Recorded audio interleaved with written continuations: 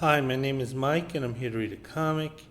And today's comic is Secret Romance, issue number 79, dated October 1979. Okay, we take a look at the cover. The cover does relate to one of the stories where our main character falls in love with a body shamer. So we see images of two brunette women.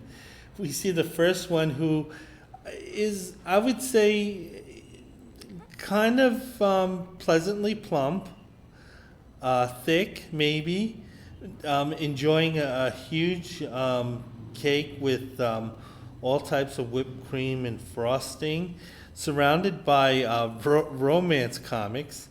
I don't know, maybe they're saying something about their readership. And then we see right next to her another brunette who looks very similar, but is much more shapely. And we see a couple kissing here. So I'm going to go into the first story, and it's "I'll Soon Be a Widow." It's a story I kind of enjoyed for the most part. Our two protagonists are Deke and Jill. And this is a married couple. So there's no real question about whether or not they'll be romantically involved. They've already committed. However, the commitment is somewhat shaky on Jill's side. And the reason is that Deke is an adrenaline junkie. So he's always going to these, doing these very dangerous events, such as race car driving or shark hunting and stuff like this. Obviously, Jill, who is married to this man and is in love with this man, is very concerned about these, about Deke putting himself in these dangerous situations. But the thing is that Jill knew what she was getting into. So Deke didn't hide who he was and the type of activities that he enjoys. Jill accepted this. But then again, she's obviously going to have a healthy amount of reservations about it. Hoping that at some point that he would have changed. That's the thing. Is that Jill was sort of hoping that Deke would change already at this point. Deke is telling Jill about the next race, but it turns out that because he's a successful race car driver, Deke has a high income, so he's able to take a month off and kind of enjoy himself in this island paradise in the Caribbean. Turns out Deke is a bit of a gambler because he kind of gambles with his life, so of course he's going to gamble with the family's funds. Deke is up to the point where he might break the casino. That's how well he's doing at dice. However, he hits a 7 and he's out. And Jill and Deke, for the most part, are taking it well that they lost all this money. Jill's a little ticked, saying that had we stayed where we were, you wouldn't have to race for the rest of the year because we would be doing that well financially. However, Deke's saying that he would never have looked at it that way. He said, win, lose, I'm going to still be racing regardless of how well off I am, because that's where he really gets his kicks. And he's also calling his wife doll for some reason. Deke is a little bit of a jerk. So it turns out that that Deke has been going around the island trying to look for a tour that would take him to a large shark-infested area. So this is where he plans on hunting for sharks. And he's really happy about the fact that there's going to be some really big ones.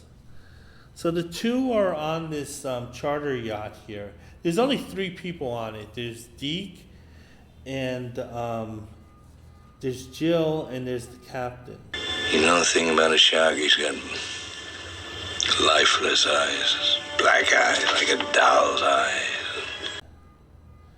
So anyway, Jill's saying, why can't we hunt for sharks the same way other people hunt for sharks, like in Jaws?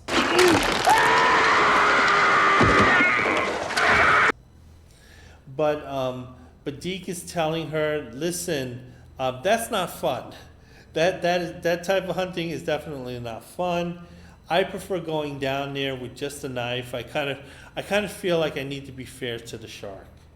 So as the captain is tossing in the chum in the water, it's attracting the sharks as they desired. So Deke jumps in. He does have some scuba gear on, and he's there with a knife, and he's taunting this very large fish, and he's actually able to stab it. So, but then it turns out there's another shark that's much larger in the water that just passed them by, and Jill is so concerned about this that she decides to put on her scuba tank and to go down there to rescue Deke from it.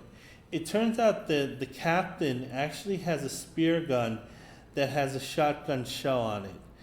I think these are called bang sticks. And I did see a documentary where they used this, and it did work. That shark had no chance against that stick. So anyway, the thing is that the captain then shows Jill how to operate this very dangerous weapon as she's going down to basically protect her man against this very large predator. Jill's thinking this is insane as she's jumping into the water. So then she sees Deke. She also sees the shark. The shark is getting closer and closer. Jill obviously very concerned that her husband is not going to be at dinner, but he might be on the menu here, and she fires off the bang stick, and that hits the shark where it's likely to be killed. So at this point, Jill has basically murked a mako shark here, and then we see Deke being a jerk off here. He grabs Jill by the hand like she's a 5-year-old child, and he escorts her out of the water. And the captain is there to help Jill out of the water. Deke then puts his scuba gear, his mouthpiece back on. He goes down. He sees the shark that his wife murked, and he's probably thinking, God damn it, that should have been mine. And then it turns out that Deke, being a kind of a dickhead here, kind of lashes out at his wife, saying that was the craziest thing he ever saw. I kind of agree with him. If any girl I was dating did this, I'd be like, what the fuck? But he's also admonishing her that she could have been killed. Jill is pushing back, saying, this is how I feel.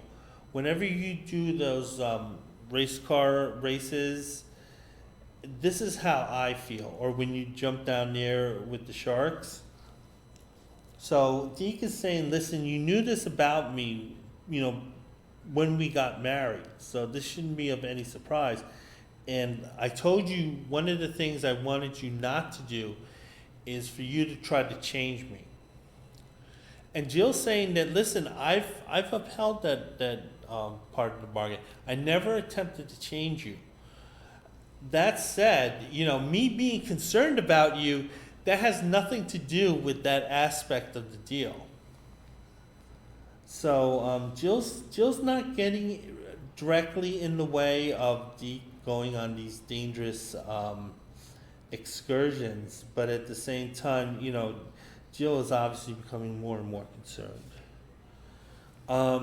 Deke is being a little understanding here. Listen, I can see your point of view, but this is me. I have to be me, And danger is my business, babe. So anyway, Deke is testing out the new race car on the track. It turns out that Deke is going as high as 187 miles an hour, and that's a record for this lap because that's the fastest any car has gone. And the person who's doing the testing, monitoring the test, is saying that Deke is probably the best driver in the world. And however, Jill has kind of thoughts of death here because she's thinking, hey, I should be proud that I'm married to a guy who can really drive really fast. But at the same time, a lot of other drivers who are just as good as him died on this track. So yeah, she's right to be concerned here. This is the night before the race. They're having a little bit of room service. However, it turns out that Jill is kind of skipping out on the champagne, and Deke is noticing this. And it turns out Jill's kind of saying that her stomach feels a little queasy, so she's not in the mood. And you're going to be driving tomorrow, so you probably should lay off any alcohol too. This later turns out to be kind of a telltale sign. Jill's still concerned about tomorrow, and Deke is just sort of playing it off that it's not a big deal.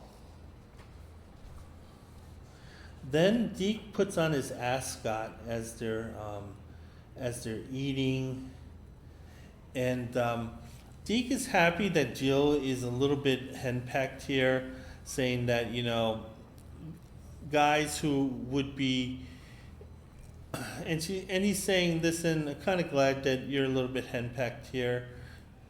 And it looks like Deke is kind of happy that Jill's a little bit submissive, because he's saying, listen, the wives of other guys, they would be nagging and complaining and crying about me doing this, and you just accepted and you just indulged me.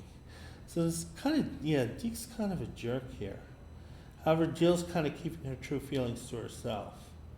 Jill is kissing Deke. This is just before the race. Jill is wishing Deke luck. The race has started. Jill's watching from the stand. She's very concerned. It turns out that two things that happened. One, we see that there is a crash on the track. However, it's not in the car that Deke was driving. It was another car. And it turned out that Jill fainted when she saw this. So Jill was really on nerves at that point. And then the race is over, and it turns out that Deke wins. However, Deke isn't concerned about that. He's concerned about his wife. So he immediately goes to the hospital to see what happened with her. And one of the doctors informs Deke that she's fine, but she almost lost the baby that she was carrying because of the shock. Deke didn't know this. Deke did not know that Jill was pregnant at the time. But Jill explained that, listen, it's not a Maury situation here.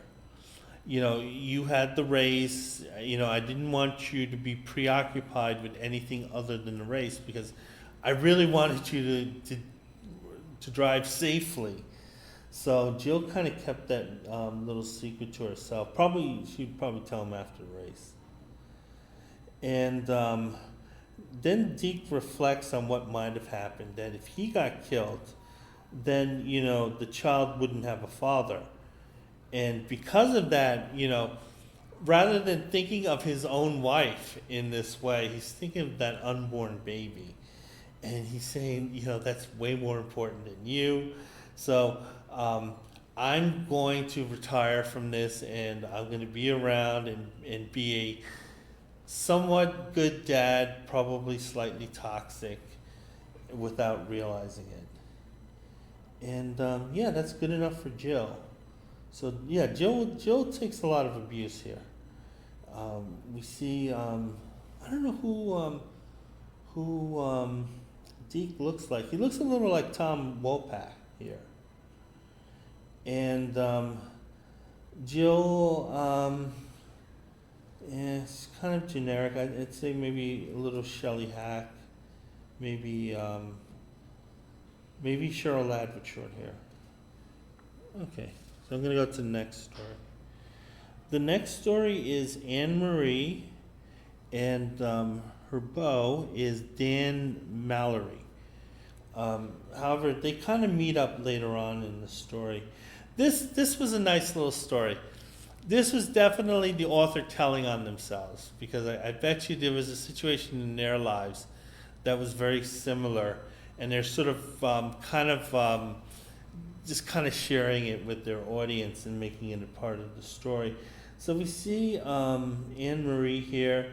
She's dating a former high school classmate named Neil. So the two are kissing here. It turns out that Anne Marie is not enjoying this. So even though the two are drawn very passionately here, Anne Marie's not enjoying this. She doesn't understand, as she's French kissing this guy, why he doesn't know that she doesn't like this.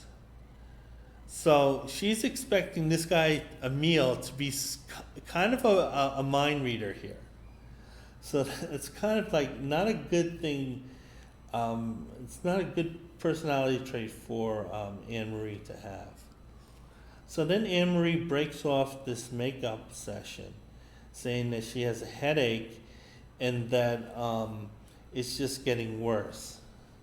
In fact, Emile asked, "Do you still have a headache?" So she was already kind of laying out warning signals that Emile doesn't do anything for her, but he kind of ignored it until the very last moment. So anyway, Emile, he's about to leave. He wants to ask Anne to the reunion. I guess they've been out of high school for a while, at least long enough, so then maybe they're having a class reunion. And Anne Marie doesn't want anything to do with it, and doesn't look like she wants anything to do with Emile. And it turned out that Anne Marie's mom kind of overheard the exchange here, and then the two are talking, and then she's saying that Emile's just kind of a little boy here. He's a guy who in high school was a second stringer, but when he talks about back in the day, he talks as though he was the star of the team. So he kind of feels that Emile's kind of a bore who has kind of like an inflated sense of self. So she's not really interested in him. And she doesn't plan on dating anyone for a while. So she's kind of taking herself off the market. Anne Marie's very pretty here. Anyway, it turns out that the mom says, listen, while you're not dating and while you have a little bit of free time, why don't you visit our great aunt who's in a nursing home and kind of like, do something to like, kind of remind her that we still remember her. And Anne Marie said that's fine. She has nothing better to do, so she'll kind of go around. So she took the suggestion to heart, and the next day, Anne Marie visits her great aunt Molly at the old age home. And that's what they were called back then. And initially, Molly doesn't recognize Anne Marie at first. Oh no, she kind of just knows her as a relative, so she doesn't say her name. Before I get back to the story, take a look at this one ad. It's an ad for Superman items like bowls, mugs, a hardcover book. I would have loved this as a kid. Okay, so going back to the story, it turns out that Anne Marie and Molly, they encounter Molly's doctor. And Molly introduces the doctor to Anne Marie, but she's using the name of the former doctor. So she doesn't really remember the name of her current doctor. She just refers to him as the previous guy.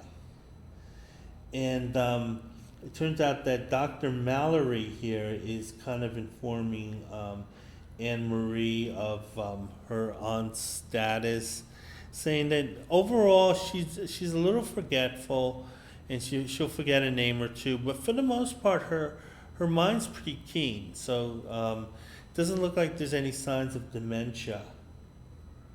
However, the doctor does mention that she has been feeling a bit lonely lately, and Anne Marie is basically saying that I always planned on visiting, but something would always come up. So, but I plan on visiting more often since it means this much to her. The doctor's saying, listen, we provide we provide these people with good food. We provide these people with the pleasant surroundings. We help them medically, which honestly was not the case in nursing homes in the 1970s. There were just horror stories. I remember as a kid, because the first political incident I remember was there was a huge scandal in the nursing homes in New York City, and they were literally feeding those poor people dog food. How many people do you have here? 73, I don't know, maybe 72. I don't know, I didn't check all the rooms yet. Sometimes they go in the middle of the night and I don't get a chance to find out about it till the morning. But never put your mother in a home. And but nevertheless, the doctor's saying, listen, but these older people, they're often forgotten by the relatives who kind of shuffle them in here. So and that's something a lot of people in these nursing homes are often lonely and don't have immediate family who will visit them. So doctor's saying, listen, I take care of them, but I also do some extra stuff, and if you're interested in that, you can do that too. So Anne Marie's saying, listen, yeah, I kind of dig what you're saying, so I'm going to come more often. Turns out that Aunt Molly has a roommate, and it's Mrs. Davison. And it turns out that Anne Marie is also helping Mrs. Davison too. And Mrs. Davison wants to write a letter to her son. And basically Mrs. Davison is kind of just saying, hey, listen, I've been really lonely. I know you've been busy, but I haven't seen anyone from the family in about a year. And I would really like a visit, you guys to visit me, because I can't go out to you. And Anne Marie was very touched by this, because Mrs. Davison is dictating this to Anne Marie. She's writing it out. But the thing is that when she was writing out the address, she noticed that her son lived 1,500 miles away. So it's not just a simple matter of him maybe neglecting her, because he's fairly close by. He's actually half the country away from them. So Anne Marie understands why she hasn't received a visit from the family. So Anne Marie, she's talking to Dr. Mallory again. Anne Marie saying that she's very surprised and kind of saddened by the fact that many of these old people are kind of shut away and kind of forgotten by others that they did so much for them. And Anne Marie's begroaning the unfairness of this. But Anne Marie's kind of making a difference in both Molly and Mrs. Davison's lives, because she comes back a few days later. Because Anne Marie promised that she would try to visit at least twice a week. So she got a couple of books and magazines for Aunt Molly. She has another present for Mrs. Davison. It turned out to be a dress. Anne Marie says Mrs. Davison looks beautiful in it. I can assure you, nothing looks beautiful on Mrs. Davison. This is one of the oddest drawings, because you have a female body and a male face here. And I don't know, maybe at 80 years old, she was like transitioning.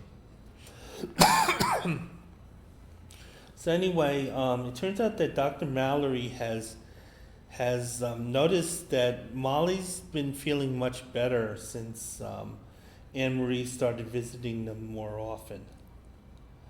And Anne Marie saying, listen, this is not a problem for me, this is a privilege. And yeah, so then it turns out that Anne Marie has been kind of going around the nursing home, making other friends. It turns out that Aunt Molly has a, quote, gentleman friend called Mr. Nichols here. And then it turns out that Anne Marie was bringing him some presents. Mr. Nichols, kind of dirty old man, he looks like he's waiting for a handy from either Anne Marie or Molly here. So, but nevertheless, you know, Mr. Nichols thanks, you know, Anne Marie for, you know, bringing the cigarettes, you know, while he's banging her great aunt. And Dr. Mallory, he's speaking to Anne Marie. And Dr. Mallory is really, really impressed, really happy with what Anne Marie's doing. And the two are kind of vibing here. They're really kind of talking about the situation here where, you know, there's people in these nursing homes, they're just not getting visited enough. They kind of seem forgotten. And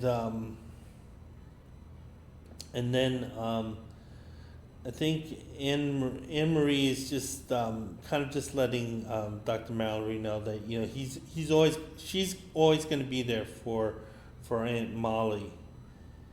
And then it turns out Aunt Molly, she suffered a stroke here. She did survive it for a little while. Aunt Molly, obviously very old, a little frail here. She's not going to handle having a stroke. They're not quite sure how much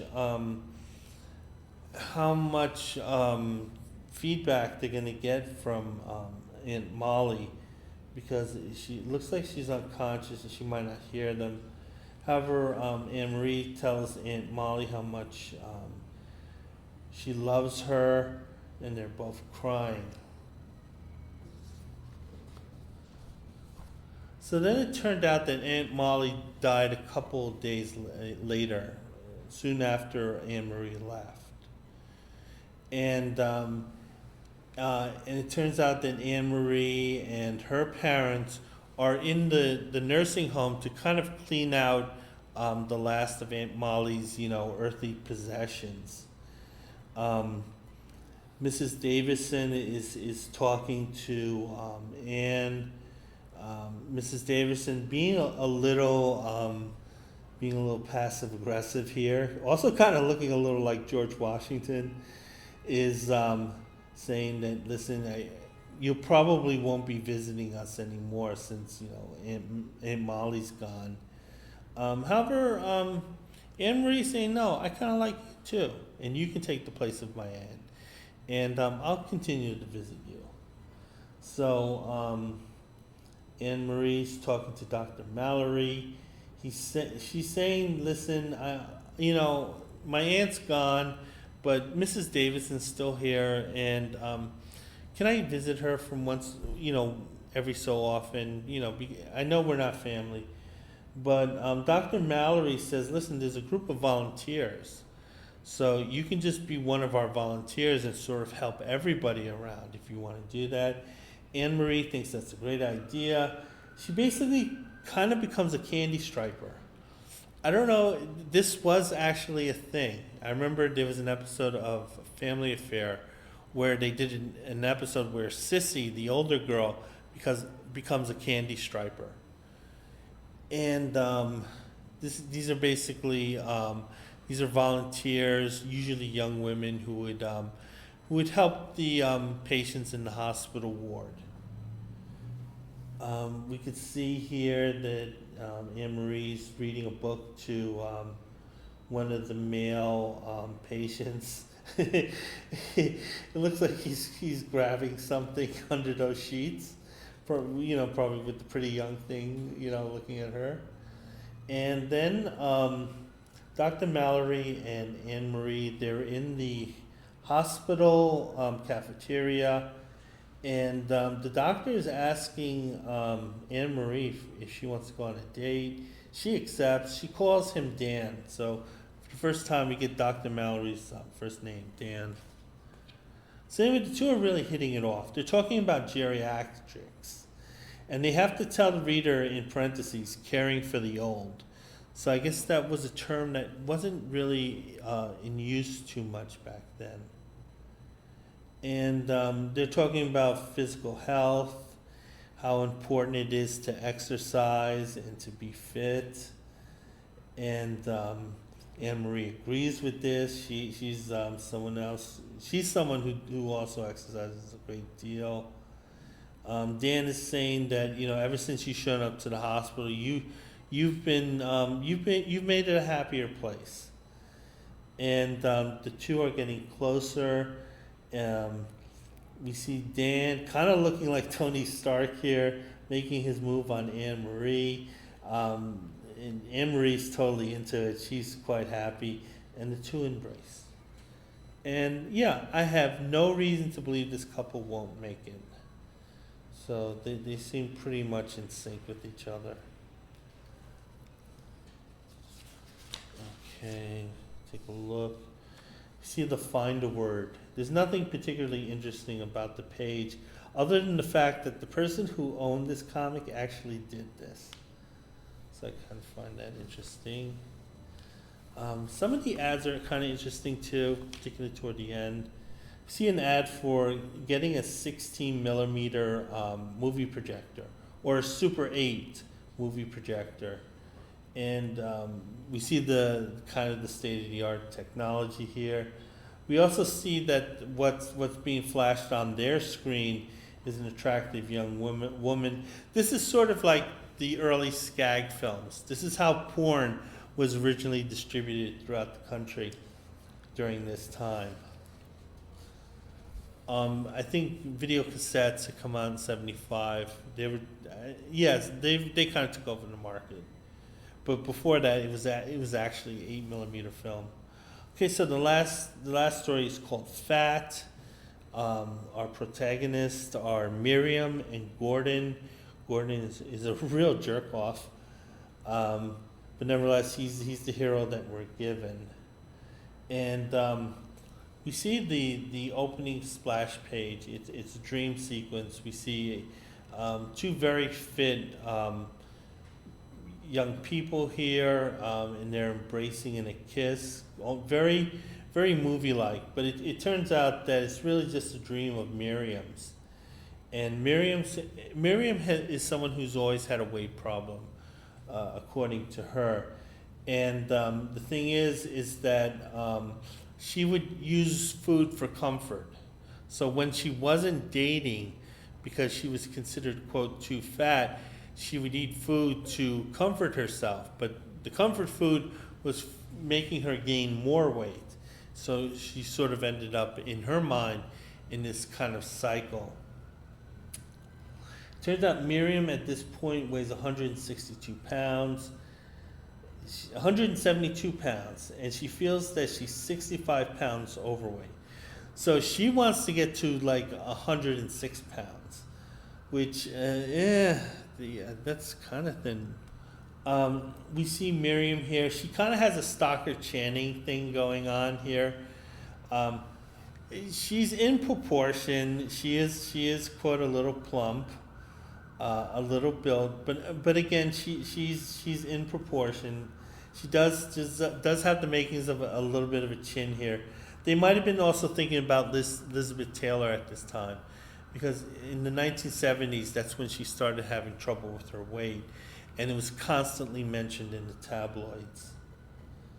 So anyway, it turns out that Miriam knows why she's overweight. She comforts. She uses food for comfort. She's thinking about her friends, and all her friends are married, and, quote, according to her, quote, real skags. So she's saying, listen, all my ugly ass friends, they were able to dope some guy into marrying them. How come me, who is way better than those ugly skanks, and I can't find anyone? But it turns out that Miriam also has something else on her mind, other than putting down her friends. There's a new regional manager coming into the office, and she's hoping that she'll be the secretary picked from the secretary pool to be working with him. She wants the job because it's an important position, or at least she's a secretary to someone who's important and high up. She doesn't have any romantic expectations about this guy. So anyway, the outgoing boss is talking to the incoming boss, and his name is Gordon. That's the new boss. And the old boss is recommending Miriam, saying, listen, Miriam was my secretary. She is awesome. You won't find a better one if you ask me. And Gordon, who's the new boss, he takes this recommendation to heart. And he talks to Miriam about her qualifications. And it turns out that, listen, I know you're very qualified for this job and that you can do this job, but I have one problem with your qualifications. And Miriam says, what? And he says, you're fat, and I'm not going to tolerate that. You are fat. And Miriam is rightly offended by this. And the two are talking. He's being really harsh. He's saying, listen, am I supposed to pretend you're not fat? I mean, yeah, I could keep my comments to myself, but I just can't do that because you're fat, and I noticed that. And he says, listen, there are ways to lose weight. Don't act like there aren't. And Miriam's calling this guy out for being a rude jerk. And she doesn't want this guy. She doesn't want to work with this guy. But then it turns out Gordon stops her, saying, listen, I need you. I need you. All those insults, they were actually intended to build you up. So you can see there's sort of this abusive relationship streak with Gordon here. Miriam is quite upset. She's also calling the guy out. Listen, honestly, you thought that garbage was motivating? But the thing is that Gordon wants to be Captain Save-A-Ho, even though she isn't asking to be saved. He says, listen, I'll get you all the weight loss reduction equipment you need. We'll charge it to the company. You use it. And the company will get value back when you're much hotter. So it turns out that, oh boy, this asshole Gordon is so controlling. He gives Miriam the a recommendation to see this doctor to put her on a diet. So, but the thing is that Miriam needs the job so much, and she wants the job because she likes this job, even though she realizes she might be working for a jerk. She agrees, and she goes to see this dietitian, I guess, or doctor. The doctor's being a real ass to her, tells her, it's a shame to see a basically attractive, healthy woman turn herself into an unattractive person. However, you can be helped. This guy, he looks like a little twerp. Saying this to anyone is just, just jerkitude here. So anyway, Miriam's really feeling it because she had to deal with her new boss. Now she has to deal with this doctor insulting her. And then a couple of days pass, and it turns out that the equipment, the gym equipment that Gordon had promised to send to Miriam, it's starting to come by mail. And it turns out Gordon, who hasn't hired her for the job yet, apparently, is saying, listen, did the equipment come in? And he says, yes, it does. I'm using it now, and I'm going to follow that diet. and she's trying to use this as motivation for her to say, I'll lose all that weight, and I'll be the sexual object you want me to be, and I'll win. So then Miriam, we see her, she's really working out. She turned her home into a gym, and she's going outside, she's jogging. I'm guessing a fitness nut wrote this story, a fitness nut who is a bit of a chauvinist, and he's saying, listen, we got to show the young girls how it's done. They got to stay hot. So we'll show them this stuff so they'll know what to do. I'm guessing that's what the writer was thinking. And it turns out Miriam is losing weight. She's getting healthier. She's getting thinner. It turns out the men at the office who were ignoring her, now they're paying attention to her. One of the clients wants to take her out on a date, but Miriam says, listen, I already have a date. So, hey, tough noogies. Gordon overhears this. He says, listen, you have a date for real? And she's saying, yeah, why not? So let me just actually do my work. And we won't discuss it at this point. So it turns out that Gordon is going to be out of the office for 2 months because he's being sent to an office overseas. And during that time, Miriam is actually going to handle most of his job duties, which actually was a thing because sometimes a lot of these high-positioned executives, more often than not, the secretary probably did most of the work. But of course, they got very little of the credit and very little of the rewards. But Miriam is saying, listen, hey, dude, I'm so good that if you come back, this seat might be mine. And, Gordon's saying, hey, maybe I won't come back. I might enjoy, being overseas. So it turns out that Miriam is still working out. The writer here is, giving advice to the young readers. This is the way to diet. Miriam, who has a really bad perm, she kind of looks a little like Stockard Channing back when she was doing Grease. She's getting a lot of male attention here, and she's saying, why not? I look great. Okay, so before I go back to the story, see an in-house ad for the Emergency comic book. Sometimes Charleston had really odd commercial properties, and I guess the licensing to the show Emergency was one of them. Then we see an ad for the United Way. This is back when the United Way actually did some good things. I remember I did have to work in a job where the United Way basically shook us down, which I didn't appreciate because I did not make much money from that job. Going back to the story, it turns out Gordon is coming back from his 2-month assignment overseas. So he's going to come into the office. He's going to see the new Miriam, the Miriam who took his toxic advice to heart, and she worked out and reached her goal. So Gordon opens the door. The first person he sees is Miriam, and he's seeing like kind of this slender, well-fit, well-built Miriam. And then Gordon is asking Miriam, hey, all that toxic advice I gave you, are you still mad about it? And Miriam is saying, no, I'm glad you were toxic. You were toxic with me because that really motivated me into being the sex object you truly wanted. So the two kiss and they embrace.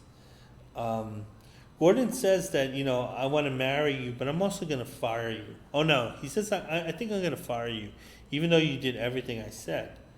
And Miriam's saying, why are you doing that? He says, well, yeah, because I want to marry you. So I don't want my wife to be working for me. So these two are going to be hooking up. Are they gonna make it? Probably not. I think at some point they're gonna get a divorce. Gordon is just a toxic shithead, and yeah, they're not gonna make it. Next, I'm gonna take a look at Buck's bag, see what was going on with the kids in 1979. Okay, the first letter is from a 15-year-old called Loves Him. And basically, she was on the rebound. She had had a relationship with another boy for about 8 months. She was feeling bad. Then her older sister set her up with a guy named Charles. And loves him, really loves him. And she said she's saying that she's head over heels with the guy.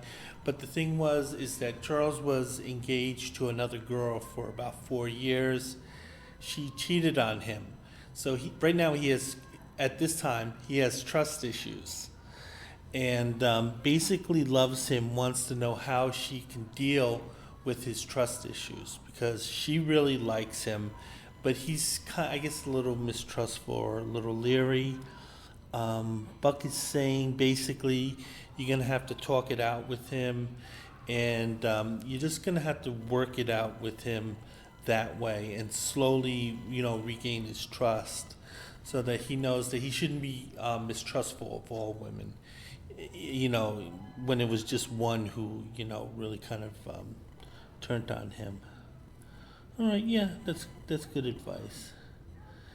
But he is telling her that she'll need to be patient. So the next letter is from Mixed Up. I believe she's 13 years old, and she was dating a boy named John who was 15 years old. Okay, that's fine. And apparently the two really had something nice going on, but what had happened is that one of John's friends whispered into his ear and said that Mixed Up's mom doesn't like him. And when John heard that news, he broke it off very abruptly with Mixed Up. And she found out that the reason why this happened was because of that false rumor. So she's asking Buck, how can she approach John? Because she really likes the guy. And basically, Buck is saying that she's just going to have to talk it out with him. And to let John know that, this rumor is false and that, my mom has no trouble with you. And Buck is saying that even if you do that, that still might not succeed. And just let John know that if, he does want to break up for good, you still want to be friends with him. Yeah, I can understand her predicament because, she had nothing to do with it. Okay, the last letter is from a 14-year-old, and it's signed Very Confused. And when you hear this problem, yeah. She's 14 years old, and she's in love with two boys. Their ages are 20 and 21. One of them is already married, and the other one is always drinking. And the thing is, she loves both of these young men, and but she doesn't want to hurt their feelings because they might not like sharing her. So she wants to know how she should handle the situation. Buck is saying, get the hell away from both of them. You want nothing to do with these problems. One guy's already married, so he should be committed to another person. The other guy who's drinking, this guy is a crackhead in training at this point. So you want to stay away from both. And that's Buck's advice to the kids. Take a look at some of the other ads. There's one ad here. It's called Team Beat, the official star directory. I don't know if this is the actual Team Beat magazine. My guess it probably is. And this is a directory to homes of the stars, which is popular. You can actually get their real addresses and not necessarily the P.O. boxes where the fan mail would be directed. So yeah, if you were a stalker, this is the info you got. Let's see what else you get. You get an exclusive interview with Scott Baio, and there's other articles about Andy Gibb. Oh yeah, Andy Gibb steals Sean's girls, which is Sean Cassidy, but can he keep them? You know, only the Star Directory knows. You get some bonus features of Sean Cassidy and Parker Stevens. They were the Hardy Boys at the time. And they're mentioning other stars such as Burt Reynolds, Mr. 1970s, John Travolta, Sean Cassidy, Leif Garrett, Barry Manilow, Jacqueline Smith, Parker Stevenson, the Bay City Rollers, Christy McNichol, Richard Hatch, and many more. So I guess those are the big names with the kids at the time. And we see a couple ads of interest here. One is this fearsome defensive weapon, and it's basically Wade wristlets. So these are just Velcro with a couple weights on them. What's interesting about the drawing is that the guy is wearing the weighted wristlets on one arm, but he's breaking a wood board with the other arm or the other hand, which might be the artist saying, hey, this doesn't work. The other one is the Barbary Coast Knuckle Buckle. Basically, these are brass knuckles, but the company here is selling these as belt buckles. And in the ad, they actually do mention that it's dangerous to use this as anything other. So this seems kind of like a wink to really crappy bully kids, to buy this. And I think that's about it. So that's my review of Secret Romance, issue number 44. And I hope to have more reviews up soon. Bye.